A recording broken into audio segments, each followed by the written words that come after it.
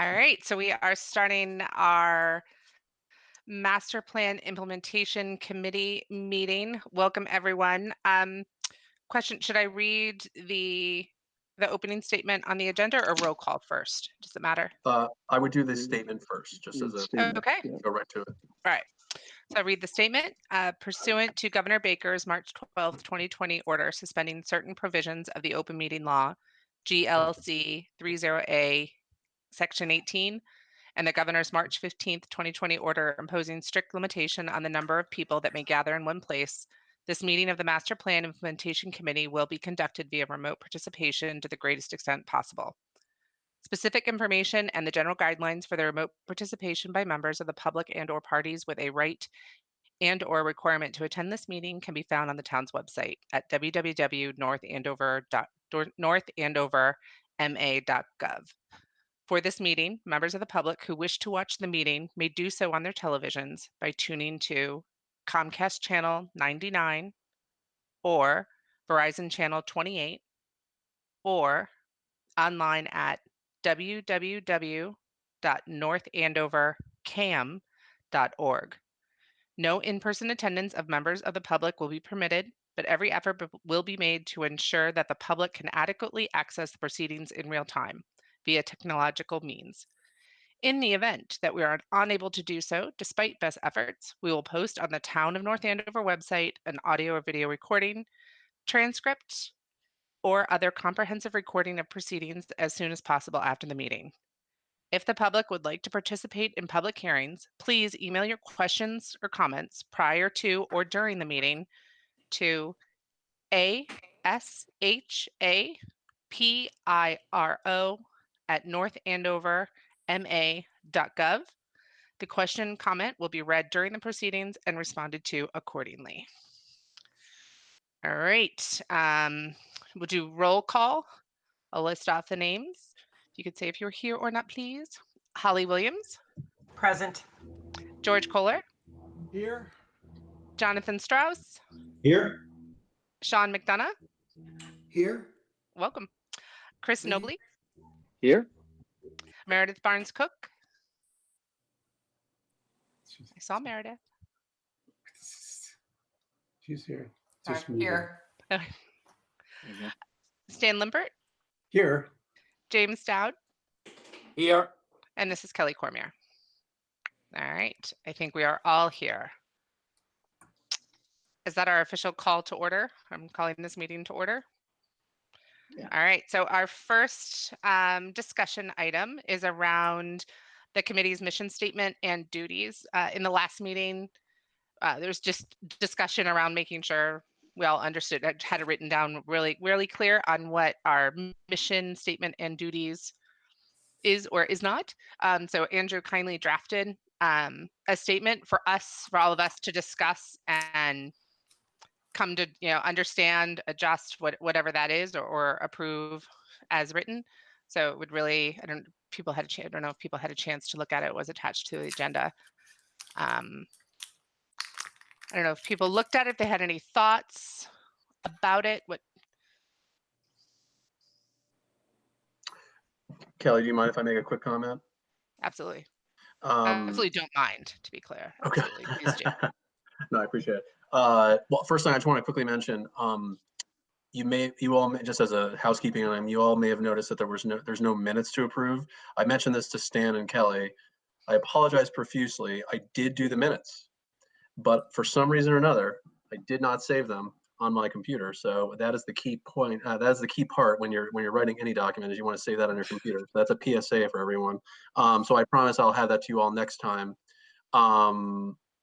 And Kelly, I should have asked you to do this. I don't know if we have anybody that would take the minutes tonight before we get deep into the conversation, or be prepared to do that.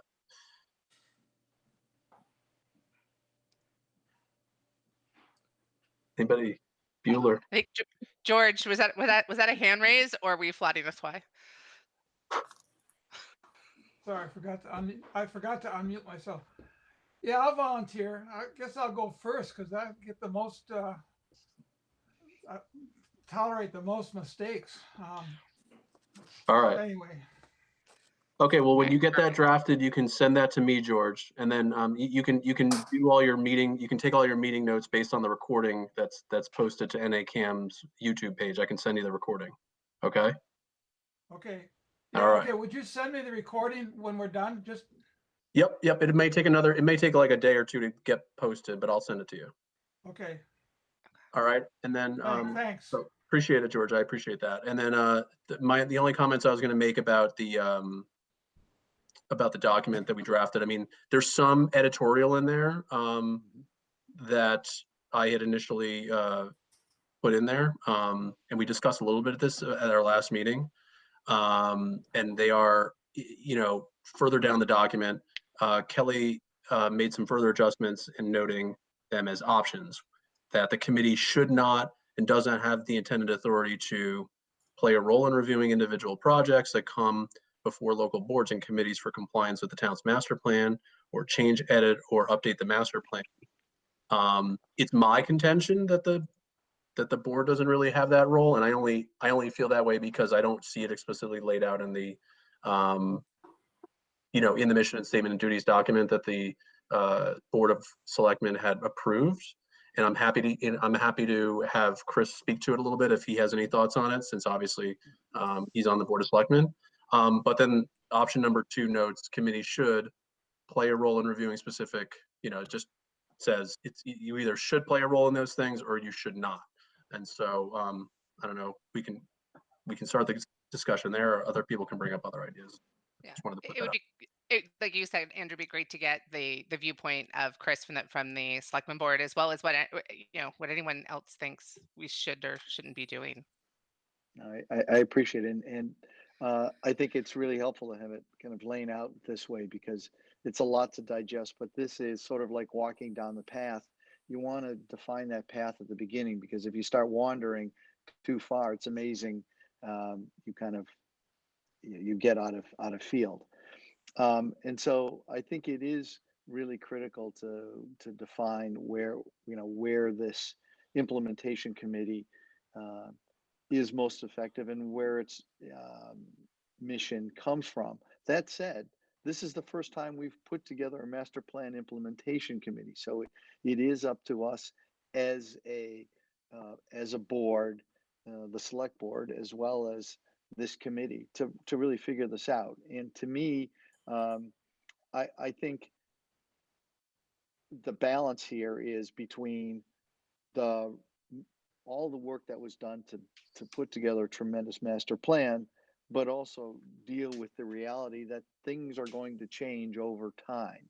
And that, I think, just from a very practical standpoint, how do we make sure that when there's something very significant that could impact the master plan or does impact the whole town that isn't covered in this, that there's a way to make sure that that has a voice and a way to be evaluated.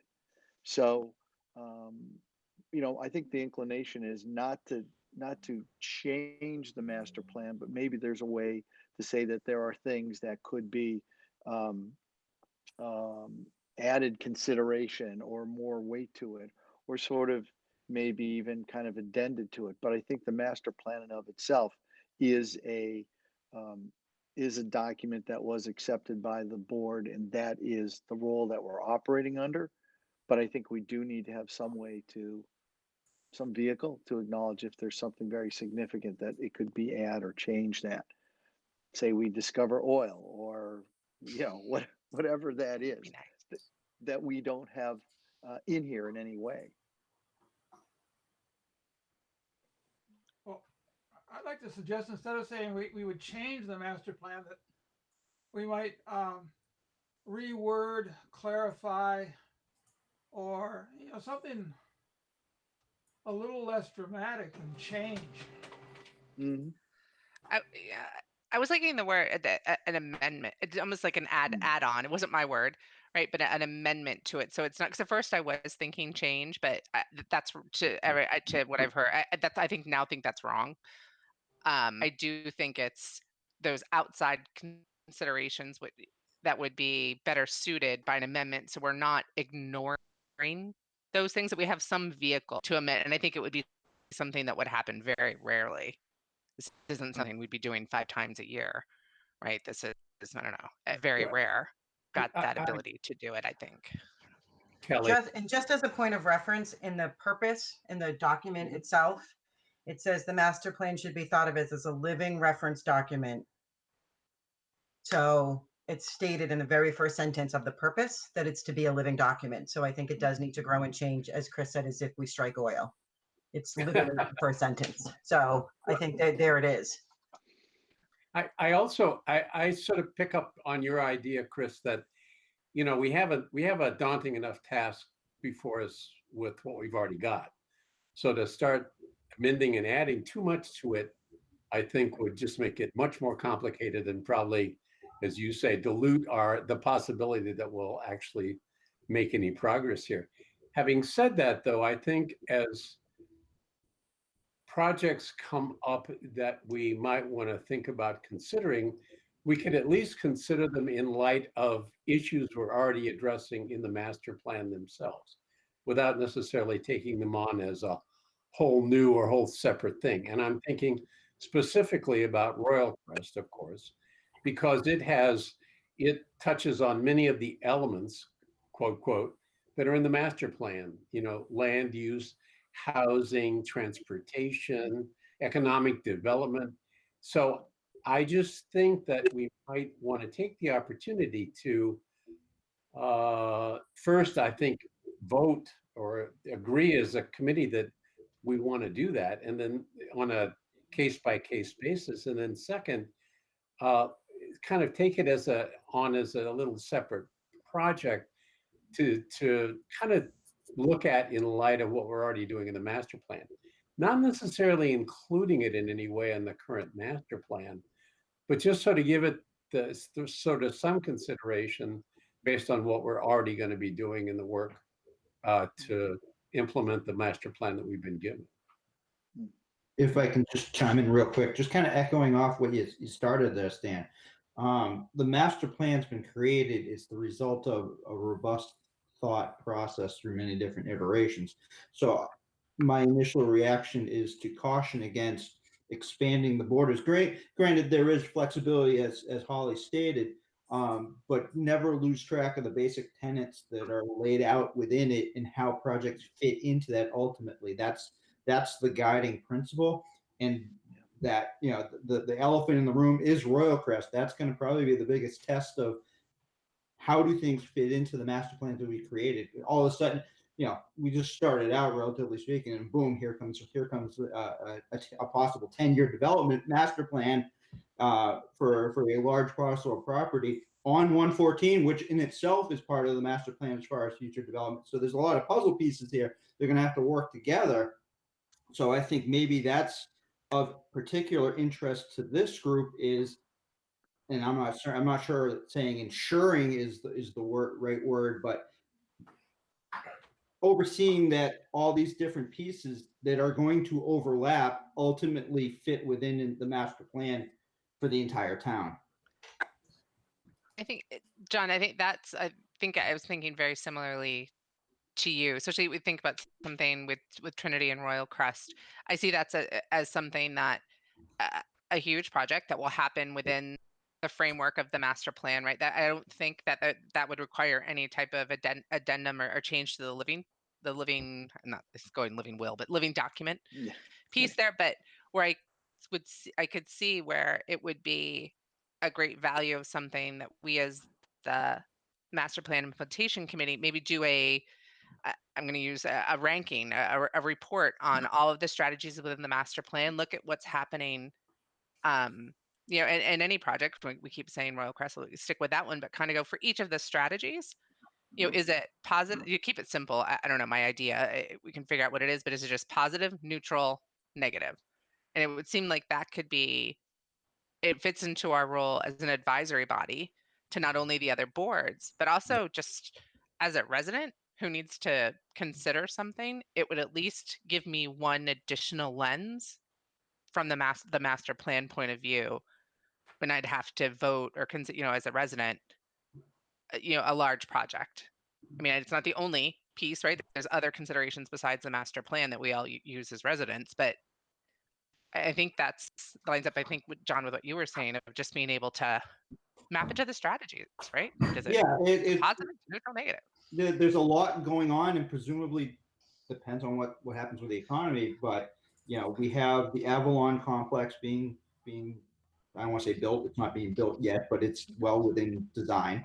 So there's some significant projects that not necessarily test the mettle of the master plan, but are key, that have the potential to be key components of fulfilling some of those goals, and just to kind of keep it in its proper lane. So so we're talking about having to keep ourselves in a particular lane and not stray off the path. How these big projects come about, how we keep them within the goals and not let them stray or push the master plan too far from where it should be. So let me ask this kind of, this is a little bit to Gene and Andrew.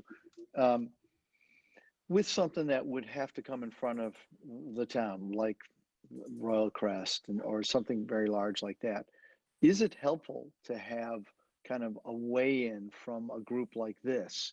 And what I'm thinking about here is maybe we could identify, kind of moving away from our mandate in particular, it seems like there's an opportunity for us to have a practical product that we could support the community with because of our unique position in the implementation committee. And maybe that's kind of addresses our role to say to Kelly's proposition there, that project of a certain scope or scale or composition would be looked at by us and kind of given a recommendation within the light of the master plan implementation committee. Would that seem appropriate? Would that be helpful? So I'm going to tread as lightly as I can in responding to that. Okay, fair. Because I don't want to offend anybody. Look, I think everybody on this this committee, obviously you all are very dedicated to the town. I think you're all extremely well versed in your various areas of expertise, and so I think to that end, having any additional eyes on a project and input from people in town is always a good thing. So I'm not going to cast it as a negative thing. That said, I think the caveat to the whole thing, or the whole notion of having this committee play a defined role in commenting on projects like a Royal Crest or any other sort of redevelopment projects, for instance, that come through, I think it's tricky in terms of adding another layer to the local sort of permitting procedure that normally happens. And I think we also have to take in consideration the fact that we have a representative in Kelly who sits on the planning board. We have a representative in Sean. And by the way, maybe we can get an opportunity to have Sean introduce himself, talk a little bit about his background after this conversation. Sean, who sits on the Conservation Commission. We have someone who sits on the Affordable Housing Trust. So, in theory, all of those individuals, when sitting on their boards and considering these projects that come before them in those settings, they will be ambassadors essentially of the master plan, I would think, in terms of the implementation committee's perspective, when those projects become before those boards. And then we have to also remember that there's even other boards that are not represented here tonight and are on this committee, that projects often have to go before, like the Machine Shop Village board and other boards. So, and the Zoning Board of Appeals and things like that. So to add another layer, I think would not probably be, I think adding the additional layer, that aspect, I don't think would be helpful. But I think, my vision for the board, and I think and I don't want to speak for you, Chris, because I know you're on the Board of Selectmen, but based on what I read from the duties and the descriptions and the mission statement, I think the board is more of a high level, 50,000 foot view, policy sort of trajectory board. So in other words, if you're seeing project after project come before the town that doesn't include affordable housing, I've mentioned this a million times, this is just an example. If you see each project after project that doesn't provide affordable housing, and you're like, hey, the master plan and the housing production plan both say we need more affordable housing, or that we need to consider an affordable, an inclusionary zoning bylaw or an ADU ordinance, then you should present that idea or prioritize those things very highly, so that from a policy standpoint, that gets enacted, town meeting gets to vote on those things, and then projects that come before the planning board, the conservation and commission and others, they'll include that component from here on out, and you'll have made the difference because you'll have prioritized affordable housing, for instance. So that's the way I see it. And ultimately, I think the board needs to decide what trajectory or the committee needs to decide what trajectory it wants to take. And if it does want to take that extra step, it would then have to go off onto another tangent of building that process, right? If it's going to be an official process that you're going to require, the town agrees that it wants to require projects to be vetted before this committee, that would be crafting an entirely new permitting process. So that would have to happen. Would it have to be, Andrew? Because I agree. I don't think we want to add an extra layer, right? Like and maybe this could be my lack of knowledge of if we could add value here without adding an extra layer. Because I don't think I know it's not what I want, what I'm suggesting. But that where I see value in this is putting together, because we are representatives of all of these different boards and of residents, kind of taking a very, very holistic view across the entire master plan in all of the different areas, whether it's conservation, land use, housing, all of those different pieces, and being able to have that holistic view to hand off as information. And it's simply information. It would be feed to the planning board, to any other boards that a project permitting would go forward to, as well as to residents as part of our communication. Because that's it's one of our topics. How, what, where are we going to communicate? I would see, just as a resident, I think I see value there from my side as a consumer of it. But not if we could do it without adding to the permitting. Right? I agree with Kelly and Andrew that adding another layer of complexity to reviews is probably not the best thing for us, because in addition, because we have so much representative overlap here between the Board of Selectmen and other town hall offices and boards. So the question I have is, being able to look from a 50,000 foot level, as Andrew mentioned, is how do we as a board here, how do we get information presented to us? Do projects get introduced to us? I mean, we all have access to the planning board meeting minutes and notes, and the Board of Selectmen meeting. And I personally, I read through them just so I'm in tune. But that kind of leaves it to the individual resident. Where I'm assuming we're all residents. Do we formulate a board who's working on behalf of the residents to take a look at projects and weigh in from the residents' standpoint? So John, this is kind of my point. I'm sorry to cut you off. This is my point, is that if the board decides that you have this purview, or that you want to take this mantle of reviewing projects for their integrity aligned against the master plan, you're right. Those are the questions that are going to come up. Like, how does a project even land on your lap? You know what I mean? At what point in time does it happen? In what form or fashion? Are you going to require, for instance, like a formal presentation by the project proponent? Or are you just going to take the materials that were submitted to the planning board and just review it on your own? And then someone's going to type up some sort of review of the project and saying, hey, this is very congruent with the master plan, and here's why, or here's why it's not. And then, so I guess what I'm trying to say is this is my concern, is that the road you're going down is why I'm concerned I don't believe it's a primary function. And I think adding it as, even whether it's an actual formal permitting process or even an informal review, is complex. And I think it's a little bit of mission creep, in my opinion. Well, that's why I'm throwing it out there, so we can have this conversation, because the counterpoint to that is, as you were saying, is, all right, we see projects and we see that maybe after the fact, or too late into the process that, okay, maybe this is not addressing affordable housing, and then it becomes reactionary versus proactive. And that's just a concern. I'm not trying to pick Yeah. side where they are. But we don't have purview over directing any of this. Yeah. So I think maybe the where we're all trying to go is, if I'm pulling this all together, is we want to be able to say when a project like Royal Crest comes in, to be able to say to the citizens of North Andover, look, it addresses all these things in the master plan, and that is an opportunity for us to say we're making progress.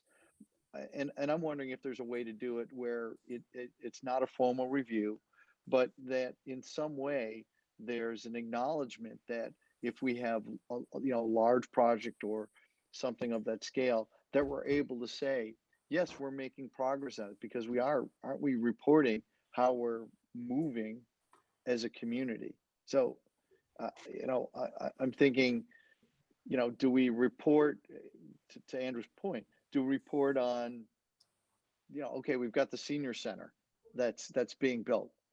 How does that fit into the master, into the implementation committee?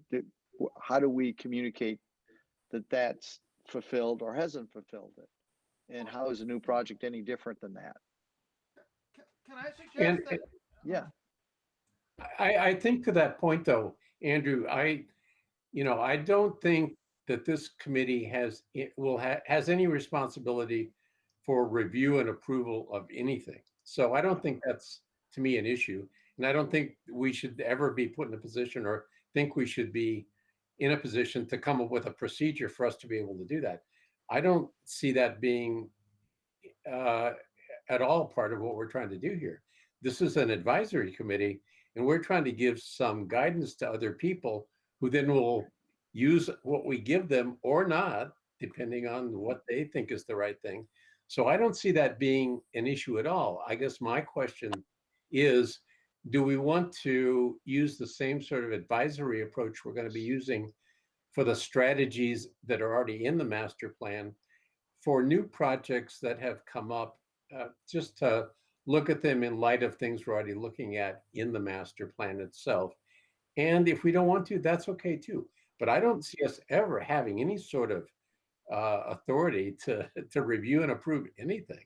Nobody should ever have to come before this committee to get anything approved, ever. Well, can I push back a little bit against you, Stan? You said Sure. review and approve. I would say when the boards that are represented here have to make a decision about something that's within the purview of the master plan, that this committee should review that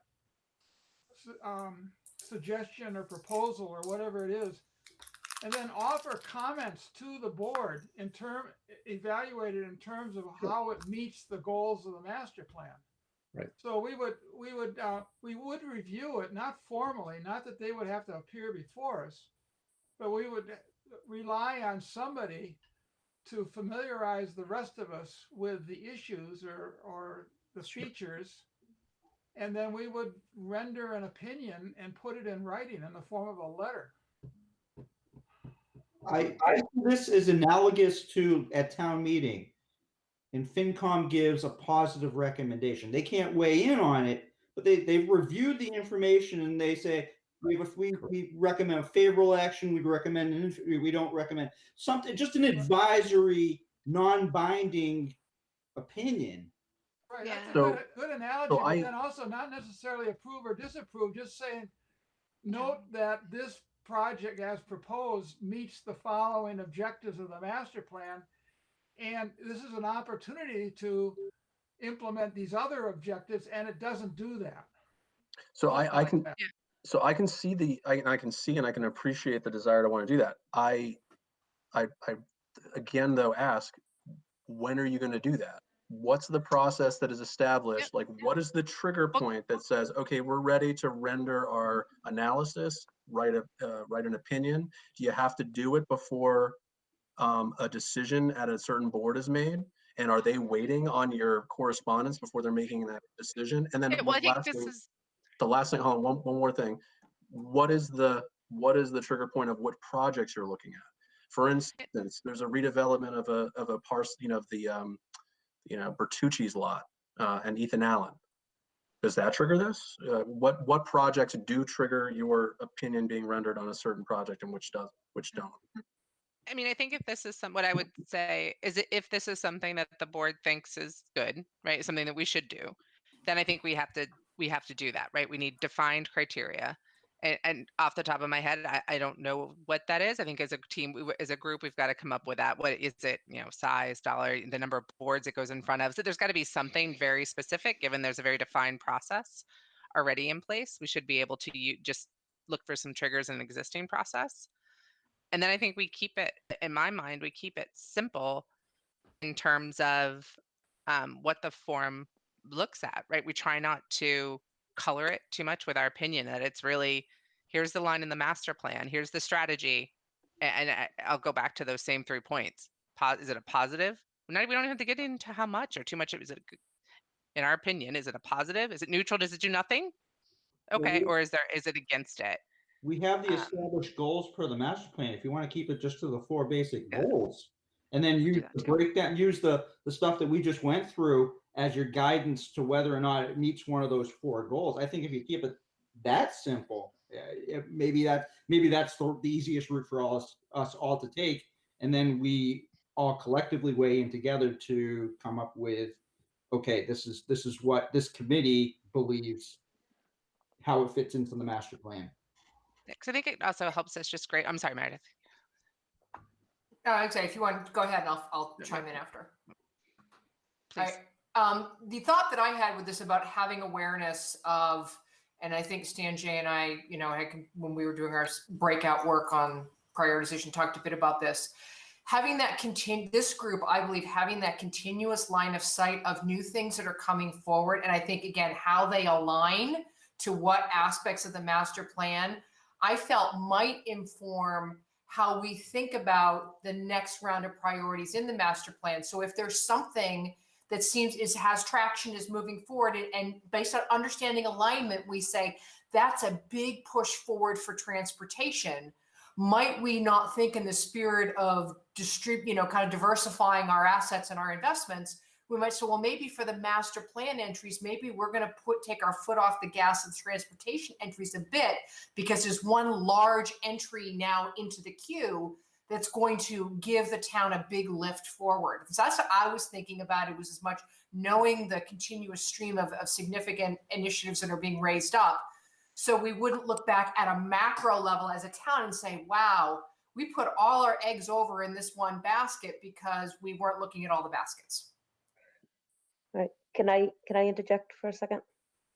So this is Jean. I know I'm not in the video, but I mean, I think what we've been talking about is somehow reporting out on the status of the goals themselves and which ones are actively being worked on, what % complete, if complete or being advanced in any manner. And if we stick to the Rural Crest example, Meredith, I think you're right. That has a 40B component that has 385 units proposed, which will put us well over our 10% for the first time. And even with the 2020 census, we all have hit that. So therefore, inclusionary zoning doesn't have to be a high priority for this town meeting. Assuming Rural Crest goes forward and gets approved, it kind of minimizes the importance of inclusionary zoning. If it doesn't, inclusionary zoning is really important. And so that being said, I think you have already within your purview that reporting out tool. So you all are aware of Rural Crest. I know Kelly is probably a little bit more aware because she's at the planning board meetings and they're discussion items only. Nothing has been filed for at this point, but I think you can get a sense that there's certainly a handful of goals that will be advanced. And so I would anticipate in your first report out in November, I believe, to each board, there'll be a call out to the goals that are being advanced should the Rural Crest development happen. I mean, they certainly touch on 5 of them. Whether you determine 5 of them is enough or not enough, or you wish this, and this could also be addressed within the breadth of this project, then I think in that report out, you could say so. I mean, Andrew, correct me if you're wrong, but I think if you wanted to say, we feel it hits goal 1, 2, 3, 4, 5. However, we would hope they can incorporate sustainability as well, if that, whatever goal number that may be. Mhm.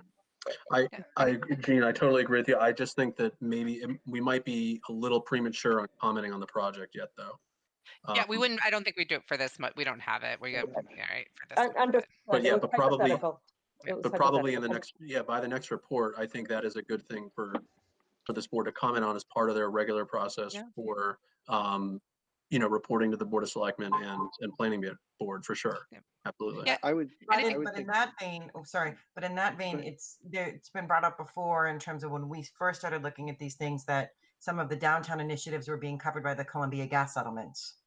So things were stepping in and moving to the front of the queue because of third party factors, maybe a Royal Crest, but in this case it was Columbia Gas. So we keep focusing on Royal Crest, but there are other things that happen that do make it, that come up. Columbia Gas for downtown, the Amazon project for the sewer, and the other betterments that happened on that side of town. So we talk about this one big thing. I'm acutely aware of what's going on at Royal Crest. I also know that it's a 7 to 10 year plan. There's things that are happening today that are a much shorter time frame that are rolling in on a regular basis that I think we just continually, as Meredith pointed out, need to keep folding into our discussions as they come up, whether it be Columbia Gas, Amazon, or whatever other things come into play tomorrow. You know what I mean? That would be smaller, but still have a big impact on what we implement as they roll through. Yeah, I guess Holly, I see this framework as a way for us to do that, right? Whatever this report, because it's the master plan, right? Like that, and what's the spreadsheet we all filled out, courtesy of Stan with our numbers, right? It's really each of those rows, and we need to figure. We do need criteria as to what we consider to make sure stays front of mind. But then, to Jean's point, maybe then that becomes part of what's a part of our report. Right, here you go, Selectmen. This is, in our opinion, we're not telling anyone to stop or permit or anything else. But here's our thoughts of this against the master plan. That would have. I agree honestly, with that. And if I that could would just have interject, so value. based on Holly's comments, I think internally we kind of naturally do that as well. And so given the Amazon approval and the sewer project, Andrew and I have applied for a land area grant, which is one of the goals in the master plan. So we immediately put in, let's get funding for a land area grant, knowing that those two improvements, well, hoping, I guess, that those two improvements will, start some other redevelopment projects along that corridor, which will improve land uses that exist today. Yeah, no, exactly, Gene. Exactly, right? That might have been a 2, but got bumped to a 3, right? Just because of kind of space and time. Exactly. Yep. So can I just real quick, and as one of the quote unquote one of the outsiders here who does not work within the town's offices or any of the boards, I take it upon myself to try to be relatively informed of what's going on in town but for others it may not be the same case. So is there a mechanism, even for a broad-based mechanism, to kind of inform this board of this is what's going on, maybe short-term, long-term, or whatever, but this is what's coming up, just so we're informed of what of all these projects, whether they're planning, housing or whatnot, just so we can have an informed opinion. Do you mean, Well, John, do you mean ahead of an agenda getting posted? A little more specific, again, I'll bring up the Royal Crest, and it's very, obviously it's preliminary. There's been presentations to planning board and whatnot, but, short of me pursuing that information on my own, is there a way that information can be distributed to our board in some formal manner? So I would It's a say, good. again, the reason I asked prior to the agenda, we've come a long way with our agendas. Everything links to exactly what the board is getting. And so anybody can subscribe to whatever agendas they'd like to see. I subscribe to ZBA because, believe it or not, even though they sit right next to me, I often don't know what's coming to ZBA. And if it's coming there, it's likely coming to planning. But ahead of that, I mean, we don't often know. We get the application dropped and then it moves, within 3 weeks, it's on a planning board agenda. And so. But I think So I I want. think. Sorry, Chris. Go ahead, Chris. I think Chris wanted to say something. So I was just gonna say, I think if we pull this all together, because we do want to make sure we cover a few other things tonight. Reporting out, if you think about the big function here, which is reporting out to the select board and ultimately to the community, there's a vehicle to do that, and maybe we've just got to kind of figure out that,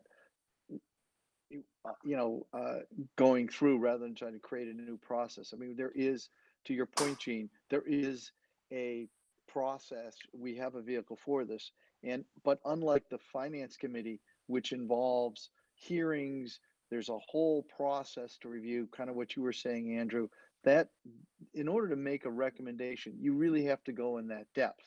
I think what we're in a position of as an implementation committee is to inform the select board. Yeah, it checks these boxes, or it moves along this way, or we see this gap. That I think would be most helpful, because I don't think the entire select board is going to be tuned in to knowing all those pieces. That's the big value we would bring with the report. Well, that's kind of how I would see it. I agree. And I think it ties into why we're here, right? To keep the master Yeah. plan forefront with the town, right? That's what all of us are really charged with, is making sure as residents, our fellow residents' voices were heard and continue to be heard. And if don't, I honestly, I see this as our biggest value, personally, biggest value. Right? How do we know?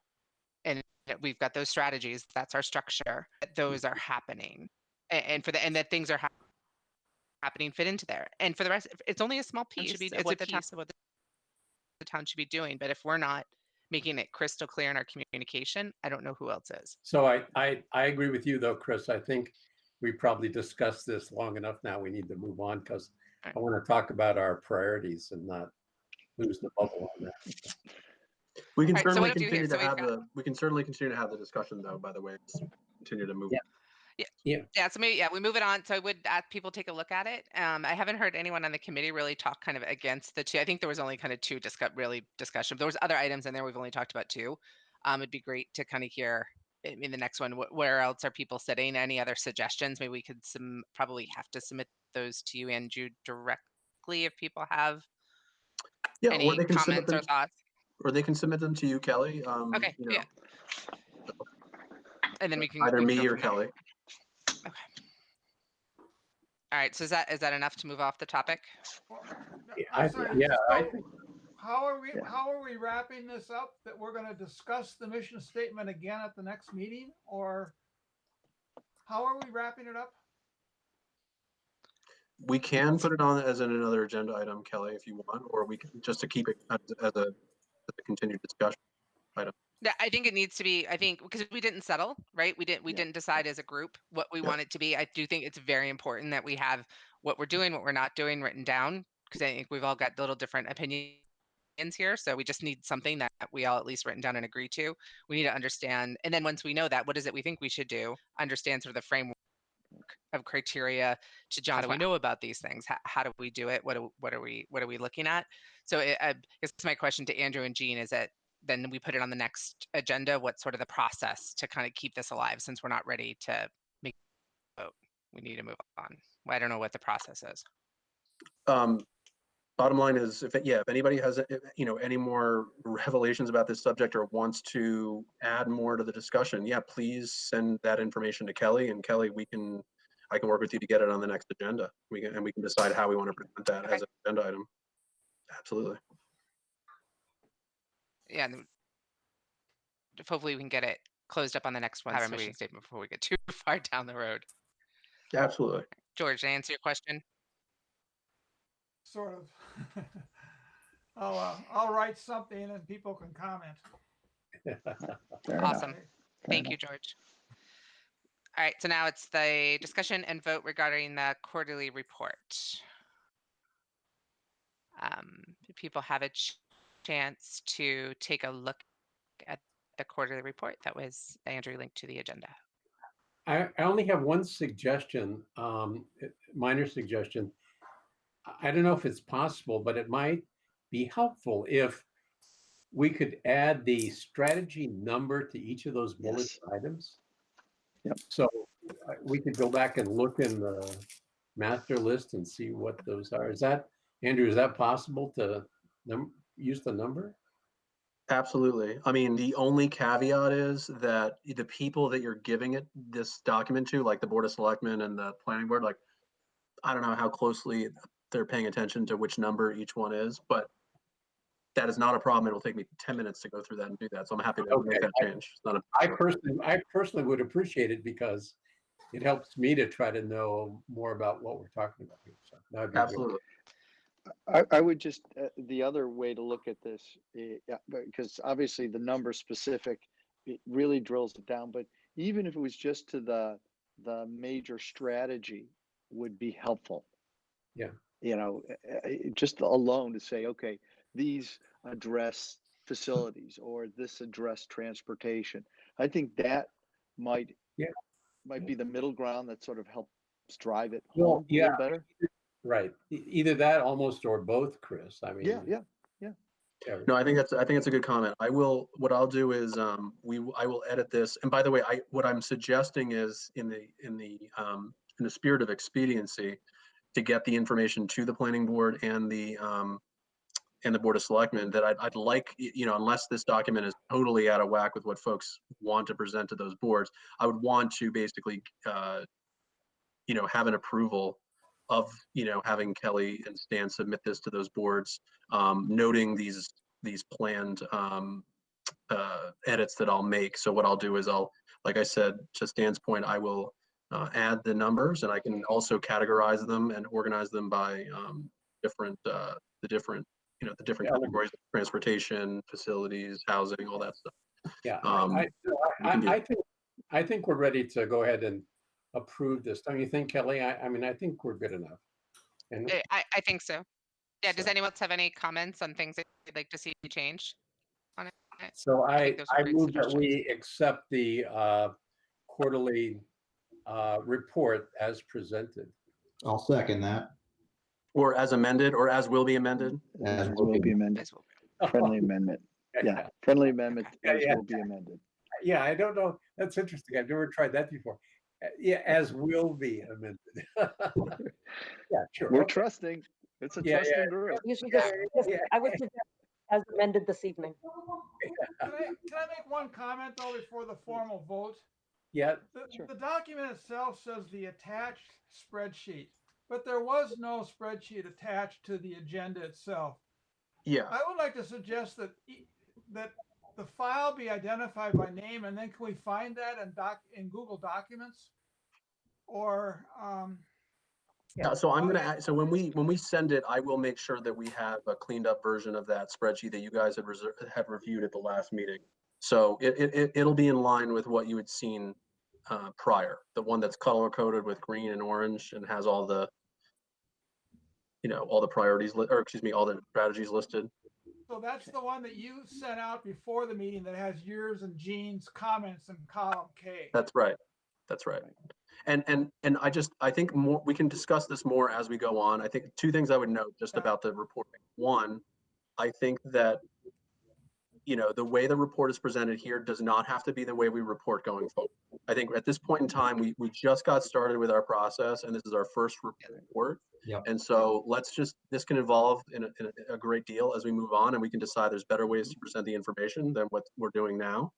And number two, with respect to the spreadsheet itself, I also think that's going to evolve. I think we may even move away from the idea of a spreadsheet altogether potentially, and that's something that I think, you know, we have an agenda item about, you know, formulating a communication plan. I think,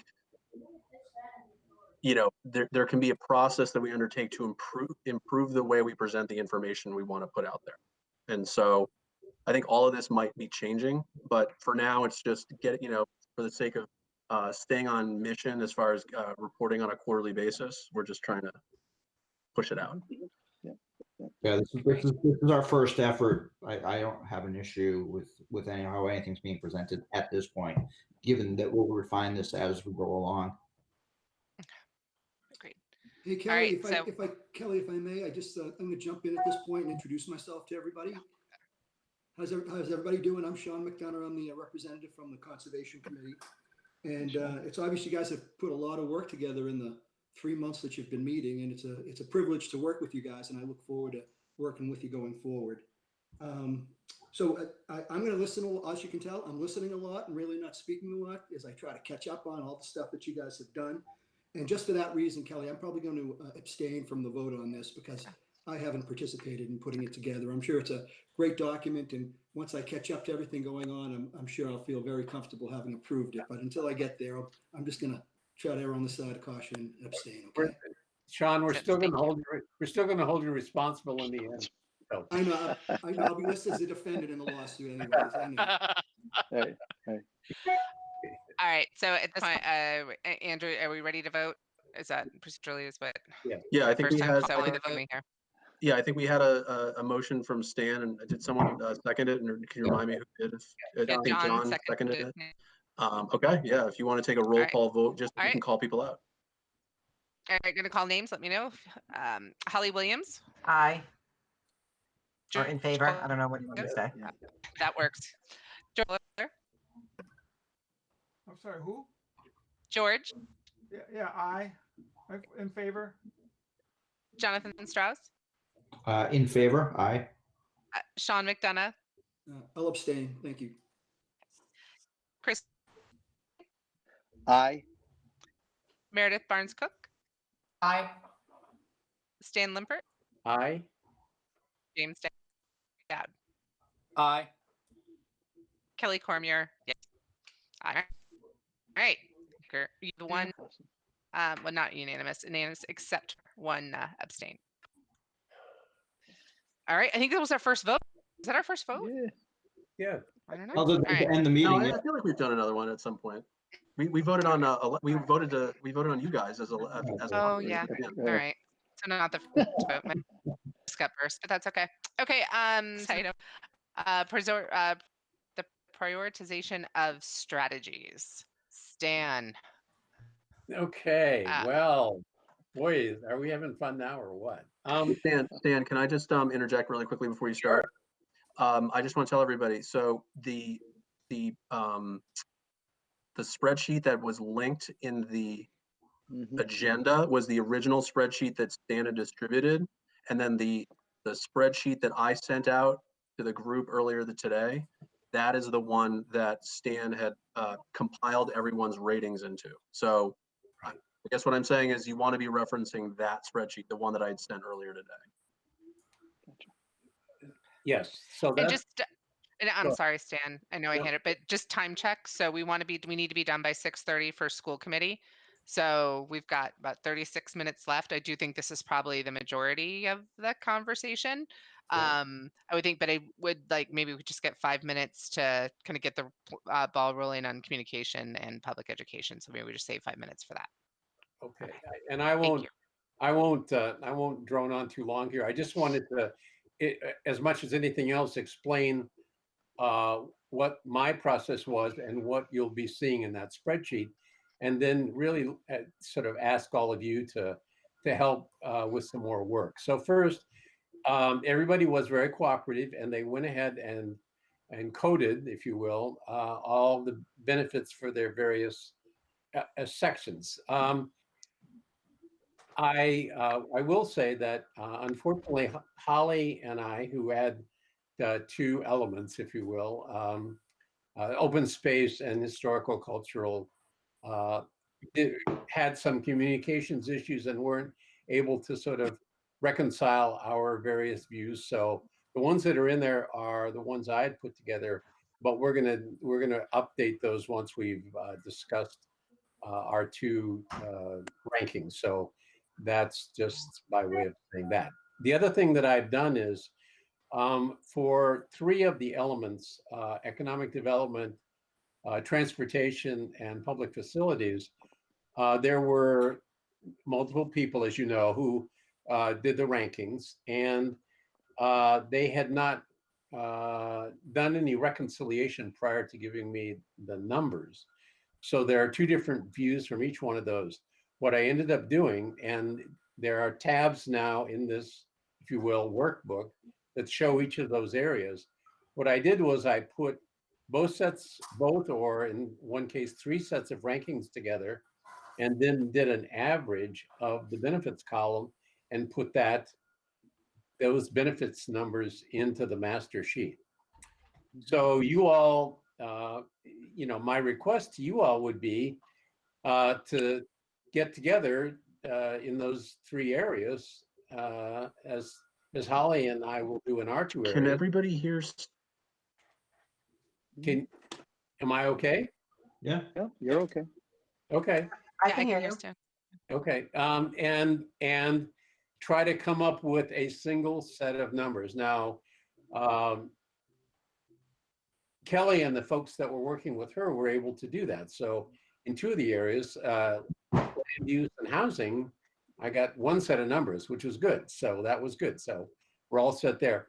So if that would be our assignment for the next meeting or even before, if you all could look at those sheets and get together with the people who had worked with them on you, or worked with them, and try to come up with a single set of numbers by reconciling the differences, that would be a big help. So I don't think we're far off. I think we're all pretty close. It's just, here and there were some differences, different views on specific strategies and how to code them. So if you take a look at that, I think that would be very helpful. Now, So Stan, just one point of, if I could interject here. Yeah, sure. I thought that Meredith and John and I had done that to close those gaps. We closed the major gaps, but then there are slight differences, and maybe my bad presumption. So I'll take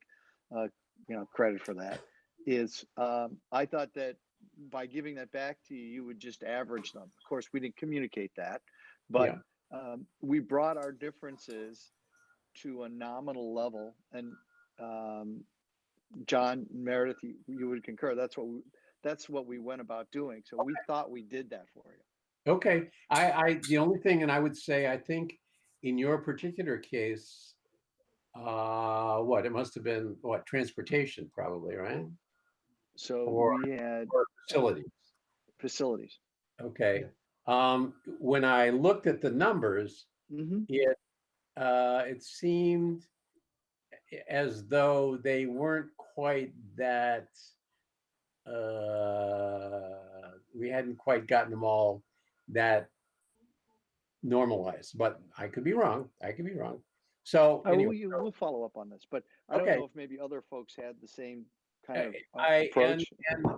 I don't think we need to get hung up on the process in particular. If we want to use the average, which I've done, and I put the numbers in there, that's what they represent, then I'm fine with that. I don't really care. And I don't think that's going to be the showstopper here anyway. So I think that's the way we want to approach the problem. That's okay too. So I think the most important thing now is for people to start to think about, now that we have, so look at that sheet, we have values in the benefits column and we have values in the cost column. What do we do next? How do we use that data? So there's a lot of stuff that has become apparent, that has sort of jumped out to me when I was looking at the data itself. And it's things we need to be thinking about. For example, when you look at the groups that are responsible for these various priorities, it really comes down to 3 groups. It's not, there's not a lot of people, who are taking there's a few people who are taking the load. It's DPW, Andrew and Jean, and the planning board, right? They've got the bulk of the work. So what does that mean? I mean, how are we going to do that? Is that a reasonable expectation for them to be doing like 70% of the strategy? No. Can I interject? No. I would be the first person to speak up for you, Gina. So I think that's one of the things we need to be thinking about. I think we need to be, I sort of imagine this sort of figuratively as sorting this data a bunch of different ways and then looking at it. For example, if we sort it by the people who have the lead on the strategies, then we say, okay, they're not going to do, Gene and Andrew are not going to do, 21 strategies. That's not going to happen. Can we pick out one or two for them? Is that what we want to do, and give them what we think are the top one or two for them to be? That's something we need to be discussing once we take a look at this data. So I think that's going to be our challenge now, is once we look at the data, how do we do this so we come up with a realistic approach to helping people understand what might be the strategies and the priorities to work some of these issues, because it can't just be 103 or 103 less the ones that Gene and Andrew tell us we've already gotten some work done on. So, I think that's going to be our real challenge. And I think, it's going to be, we've, as Kelly keeps reminding me, this is a 20-year plan. So we've got lots of time. We can spread this stuff out over time. Now we've got to start looking at the data and figuring out how to make this work in a reasonable fashion, so people get something accomplished.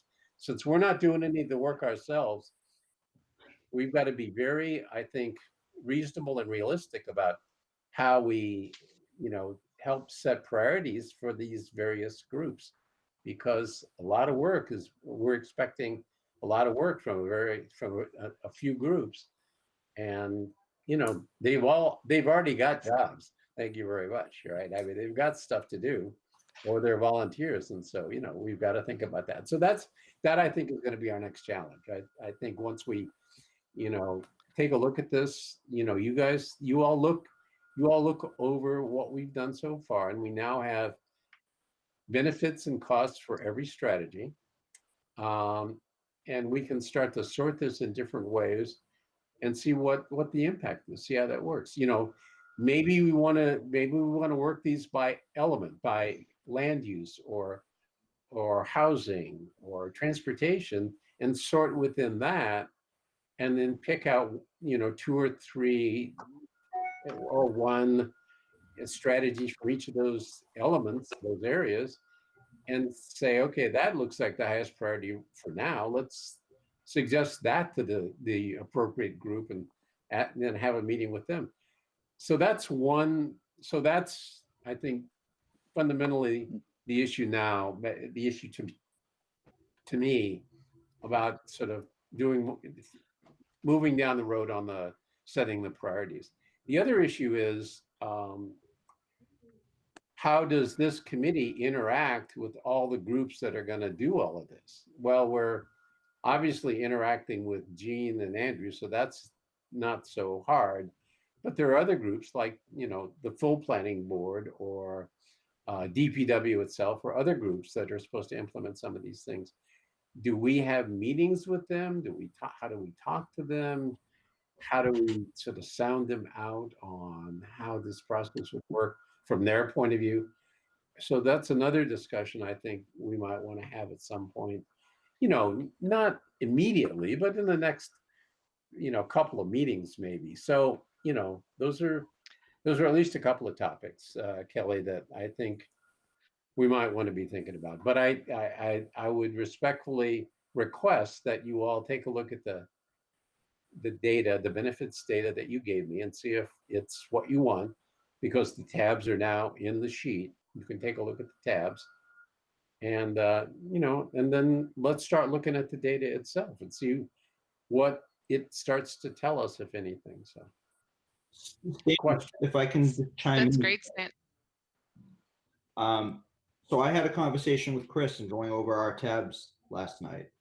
Yeah. And I think as part of that feeling out process is, are we objectively looking at this from the same angle? And if we're not, are we weighing things using the same basis to come up with a number? And in doing so, I think we found that, all right, my initial numbers were here, but after having this conversation, now my numbers are here, and now we come to a closer consensus. And I think I think that's, given how much data we have to go through here, I think that's probably the process that we should carry out. And I think once we do that and everybody's working on the same page within our subgroups, coming down with numbers, I think you're going to see that the numbers ultimately will come out where we're going to start having a hierarchy of priorities.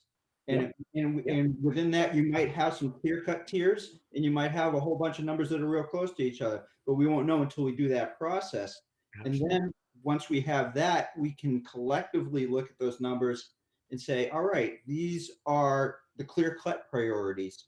Yeah. And use and go on that. And then what can we do with the rest of that? Absolutely. No, I think you're absolutely correct. And that's, that's the difficulty in this kind of process is if you took 2 other people or 3 other people and gave them the same area to evaluate, you'd come up with a different set of numbers again. So I think I think the discussion is the important part of the process. And what I would respectfully suggest is if we want to take the time, something that's been effective for me in situations like this in the past would be for each of us, the pairs or where there are 3 of us, to actually give the group a presentation on why they ranked, the benefit for each of the strategies they looked at. And we could have that, we could at least hear that. So we'd all be able to sort of nod our head and go like, oh, okay, that makes sense to me.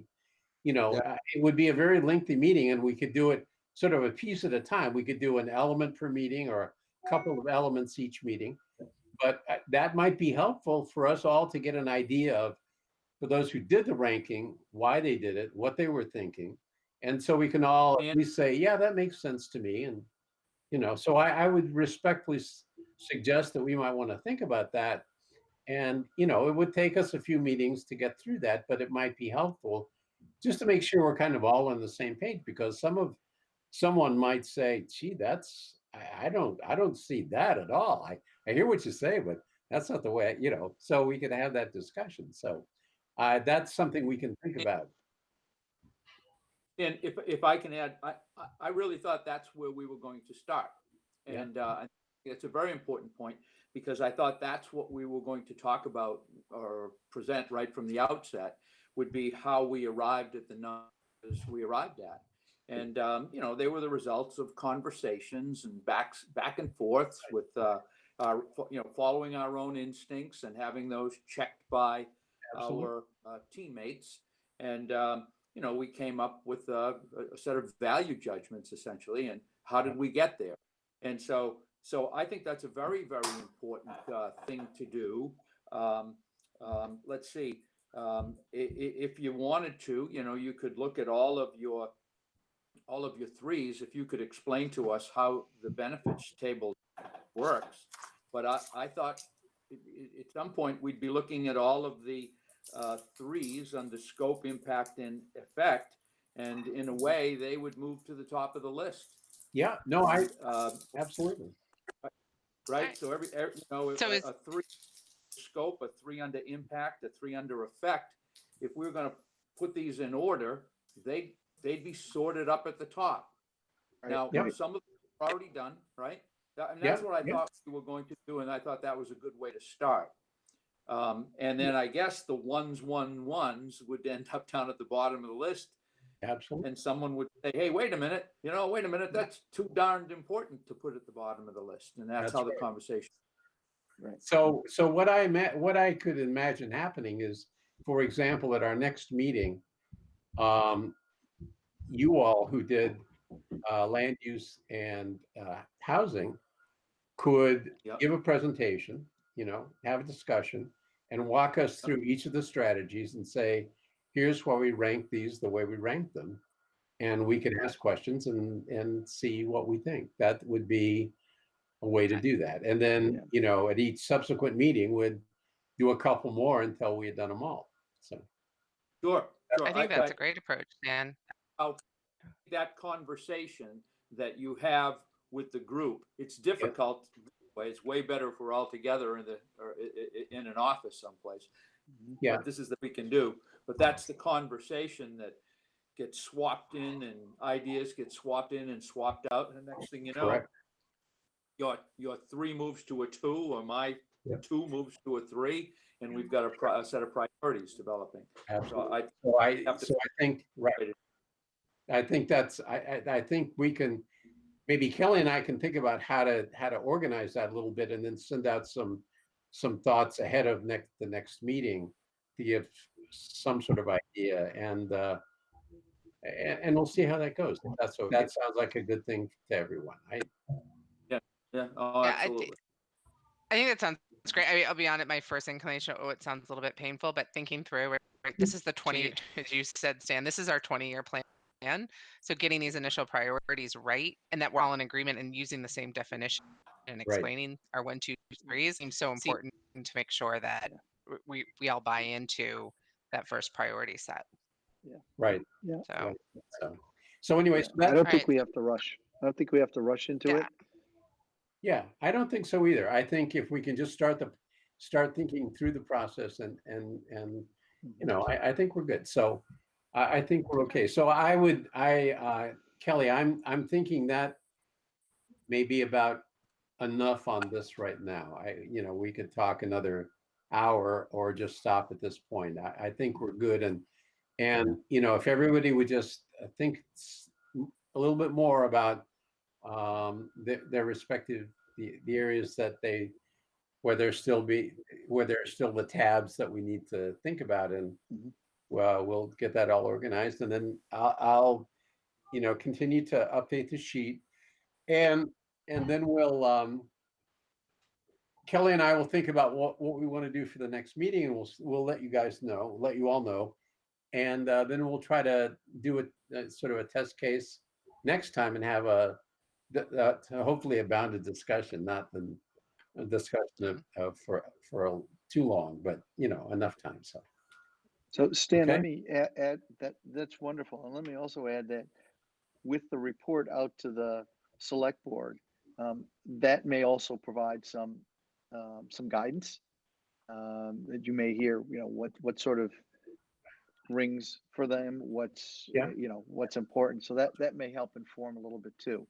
Sure. Yeah. Well, and I imagine that we'll make a literal presentation of some sort to both of those boards. You know, we'll, you know, at a virtual meeting at some point, Kelly or I, depending on who's available, will come. Kelly will come and, you know, at least talk it through, verbally walk through what the report is, and give you all a chance to ask questions, as is true of the planning board. So I'm imagining we're going to do that, and that will give you all an opportunity to give us some feedback about, you know, whatever, you know.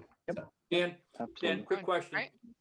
And do you envision when you go to that meeting with the leaders of the community, do you envision, here's our threes, these are our threes?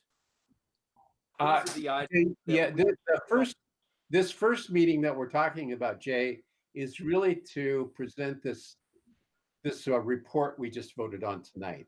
So that's all we would be discussing at the first meeting with, like, the Board of Selectmen and the Planning Board, not the priorities. That would be a later meeting once we've had some of these discussions ourselves. So once we get to that point, that's where you want at some point, but not at this first discussion. No. Yeah, I think though at some point, James, it's like we would present once I think we all agree to the priorities, right? We've got to look at them, and so this is what we're doing. We're just going to start. The discussion was starting with land use and housing first. Get all of us. Yep, we agree. 3, 2, do a little tweaking so everybody buys in, and then once we have that done for all of the strategies, then that would be something through whatever hopefully communication plan we have defined, which one aspect would be a report out to. We would share that then and get feedback. Was that your question, James? So Kelly, nice segue. You want to talk about communication? Yeah. Does that answer your question though, James? Is that what? So absolutely. Okay. All right, awesome. So if there's nothing else on strategies, and I've turned my video off. Sorry guys, my connection wasn't so great. So if you have a question, let me know. But our fifth topic is communication plan education. So I think we've talked about this a couple of different times, and what I was hoping to, see this is one of our functions and benefits is communicating out what it is that we're doing as it relates to strategies.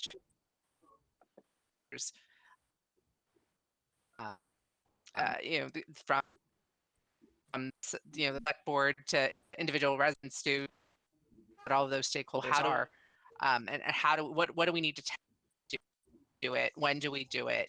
What are all the groups? Kelly, can I some type of Kelly, can I interrupt you for a second? Communication plan. Kelly, I apologize. Yeah. Absolutely. I just want to make sure. Is it my connection or is everyone hearing? Yeah, I think Choppy. Kelly's having a Okay. I think it's Kelly. connection. Kelly, yeah, Kelly, it sounds like you're having maybe a connection issue, which is affecting your audio. So we're getting like every third word, unfortunately. Yeah. But also what I'll do is I'll just convey that I think that, the communication piece obviously is very important. And I don't want to steal anybody's thunder here. So Kelly, you or Stan can chime in here to just confirm what I'm saying is correct. Kelly, you're there? I'm hearing you, but I'm trying to call in so you can hear me. I'm hearing everything you're saying. Oh, okay, good. I was just going to say, I think the big takeaway from this meeting for the communication plan is maybe designating one or two interested committee members to sort of come up with some bulleted ideas for communication strategy. And I think that personally, I think that should include not only maybe how we do the reporting going forward, but also how we display the information in the spreadsheet or the strategies showing what's done, what's not, how we put information out about what's been completed, how, whether or not we want to set up a standalone website in addition to the Master Plan Implementation Committee's webpage on the town's website. So, those are things that we should talk through and discuss and have a, move a plan on. Yeah. Hi, Andrew. It's Kelly. Sorry. Can you hear me now? If I could add that if the committee chooses to go in that direction, Dan Beckley, who's the staff planner, is on the call as well. I would definitely, he's very skilled at presenting information visually in different formats. So if anybody wanted to include him or request some help with that, I'm sure Dan would be happy to do so. Right, Dan? Yes. Dan says yes. So really, it's about coming up with a templates or series of templates here that then we could distribute. I think that really makes a lot of sense if we can do that. Yeah, I think And I the think it's spreadsheet is just distribution channel overwhelming. too. Yeah. The spreadsheet, it just seems overwhelming and it's burdensome to read. And I think the more visual characterizations you can do of the data, it will be really helpful. So. And Or I even, think, Yeah, I'm sorry. Can you hear me now? I'm sorry. Yes. Can anyone hear me? Yes. All right. So Yes. sorry. All right. So I think just so what I was. It's all these aspects, right? We've got we need to communicate to different stakeholders, how we do it, when, what avenue. And I think, Andrew, you mentioned it. Sorry, I cut in and out, but I was hoping that there would be some interested people experienced in communication plans to think through that we could come up with a communication plan to bring forward to the committee to look at all those different aspects, because there's so many different ways that we can communicate. And I think we need to make sure we're hitting all of those interested parties. yeah. So does the town have an overall communication plan? Is there anyone interested? I would be interested in being. Well, so just to quickly answer Meredith's question, I don't know that there's an actual communication plan per se. We have a social media or a person who's in charge of communication, and her name is Sarah Brush. I think I've mentioned her at a past meeting. She helps us get all of our town news out, email and social media. And if and when it's necessary, she helps craft press releases and things like that. But the town is small enough and nimble enough, and we're the employees in town hall, we're kind of proximate enough to each other that we can sort of get information out pretty easily. Just throwing an idea out here. I know with the paving project, due to the gas explosion. And there's a detailed roadmap of all the projects being done. And it's nothing more than a glorified infographic, but it's incredibly easy to read and relatively self-explanatory. And that's one idea that I'm kind of envisioning here is, all right, here's all these different things going on through town, and you just hover over it and it says it hits, these are the key elements of the master plan that it fulfills. Something, again, just throwing out an idea here, but Yep. And I think step one might be someone to take a step back and say, like on paper say, to your point, John, we want to have infographics that cover these, these strategies or these overarching topics of the master plan. And we want to display it in this way. And we want to get the information out with a new website that would be situated on this portion of the town website. And we want to have like a hashtag associated with, when we send out town news or something like that. And you guys brought up a couple meetings ago about wanting to produce yard signs and having like a sign put out in front of a project that's being done to say, okay, this is here's a project that's being done and it's advancing this master plan goal. So things like that. I think someone just needs to sort of, start us out in a direction, in my opinion. And Kelly, if you were envisioning something else, please feel free to correct me on any of this. But I think just getting someone. That's exactly. Yeah.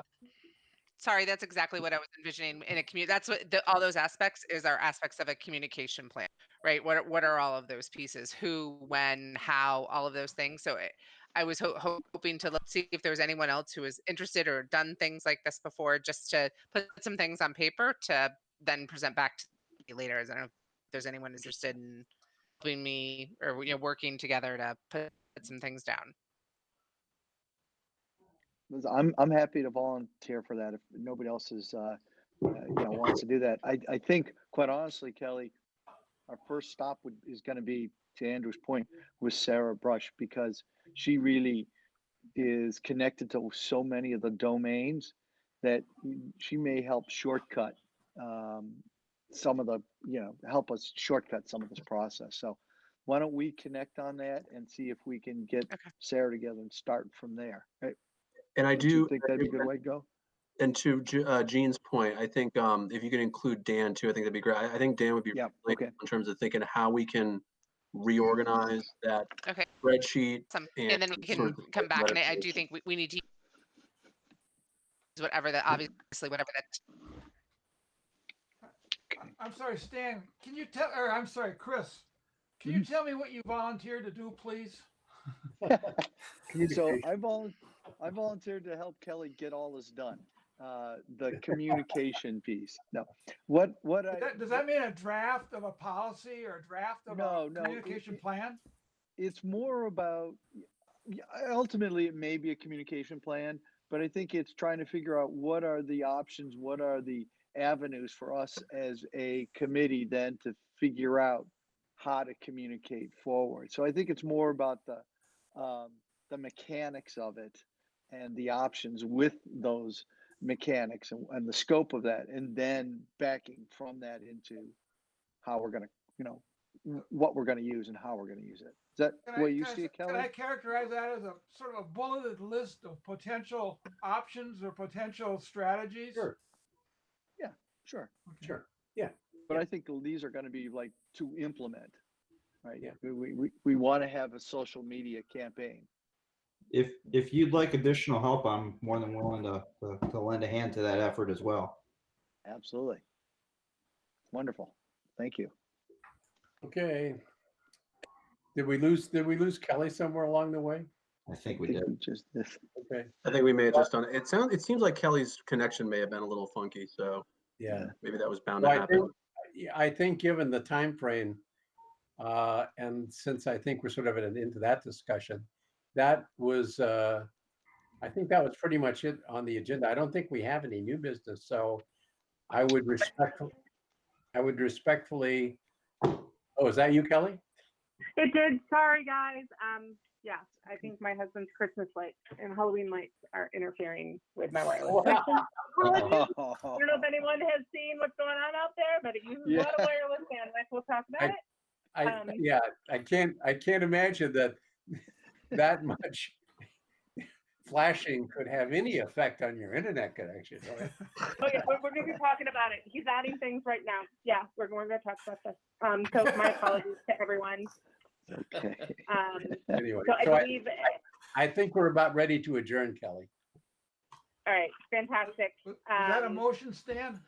That's a motion, George. I move we adjourn. I'll second that. I'm sorry, who seconded it? By Jay, Jay Dowd. All right, I'm going to take the roll votes. Holly Williams, Yes. George, Aye.